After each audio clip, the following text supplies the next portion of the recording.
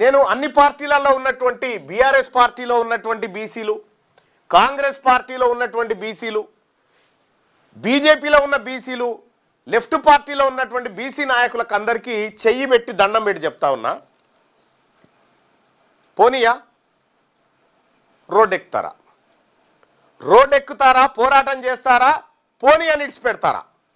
అన్ని పార్టీల్లో ఉన్న బీసీలారా తేల్చుకోండి, తేల్చుకోండి.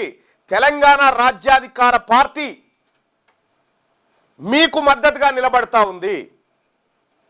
ఇవాళ తెలంగాణ రాష్ట్ర వ్యాప్తంగా మీ మండల కేంద్రాల్లో మీరు రోడ్డెక్కుతారా, లేదంటే పోనీ రిజర్వేషన్ అని ఊకుంటారా? లైవ్ చూస్తున్నటువంటి మిత్రులారా, మీ గ్రామం ఏం రిజర్వేషన్ వచ్చింది, ఎటుపోయినాయి? మునుగోడు నియోజకవర్గం నాంపల్లి మండలంలో బీసీలకు తగ్గట్టుగా రిజర్వేషన్లు రాలేదు, మొత్తం మోసం జరిగిందని చెప్తా ఉన్నారు.